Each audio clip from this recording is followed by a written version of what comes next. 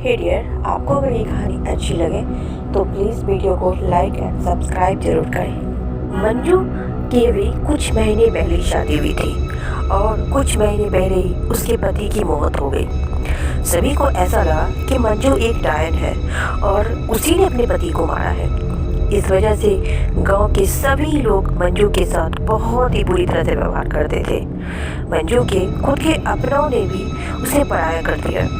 मंजू की किस्मत बहुत ज़्यादा खराब थी। मंजू के जन्म होते ही उसकी माँ चल बसी और उसके पिता भी उसे बराबर ख्याल नहीं रखते थे। मंजू को घर का सारा काम करना पड़ा और उसे कभी भी कुछ नया नहीं मिलता था। यहाँ तक कि खाना भी उसे बहुत कम मिलता था। मंजू के पिता हमेशा से मंजू को एक डायन समझते थे। उसकी शादी एक अधेड़ उम्र वाले आदमी के साथ हो गई जो मंजू को कभी पत्नी जैसा रखा ही नहीं बल्कि एक नौकरानी के जैसा ख्याल रखता था। मंजू ने अब इस कड़वे सच को भी स्वीकार कर लिया था।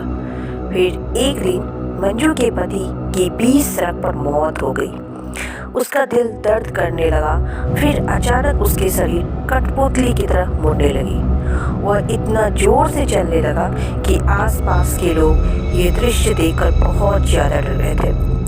तभी उस दर्द में एक बूढ़ी औरत ने आकर बोला, यह जरूर उस डायन मंजू की हरकत होगी। और सभी गांव के लोग तुरंत बहुत ही ताकतवर तांत्रिक के साथ मंजू के घर के आगे बढ़ने लगे। तांत्रिक ने साफ साफ कह दिया था कि वह मंत्र जैसे ही चुड़ैल को कमजोर करेगा उसे बांध कर आग लगा देना।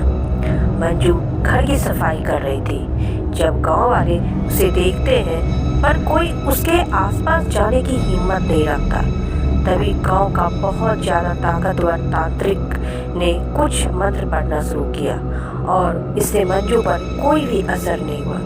तांत्रिक सोच में पड़ गया कि आखिर क्या यह सच में एक चुड़ैल है भी या नहीं।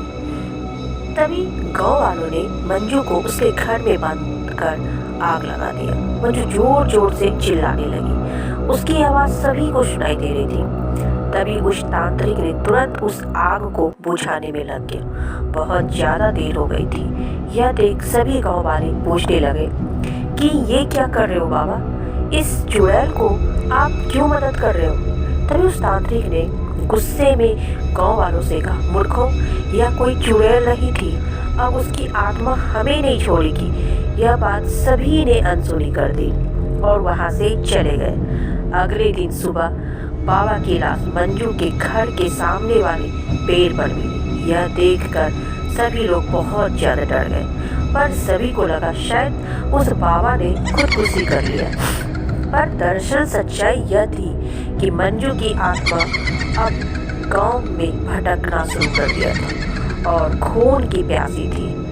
अब उस बाबा की जैसी मौत हुई वह खून का प्यासा उस गांव में हर रात घूमता था। अचानक से गांव की फसलें उगने बंद हो गए। गांव का कुआं सूख गया था और पानी का एक बूंद तक नहीं था। हर रात जो भी बदकिस्मत से रात को बाहर निकलता था उसकी पूरी तरह से मौत हो जाती थी। अब वह गांव वाले ने दूर दूर से तांत्रिक को बुलाया पर कोई भी मंजू की आत्मा को कैद नहीं कर पाया। मंजू की आत्मा ने पूरी तरह गांव को खाली कर दिया। आपको क्या लगता है गाइस, क्या मंजू ने उस गांव के साथ सही किया या गलत? सो प्लीज़ आप लोग हमें कमेंट्स में जरूर बताएं।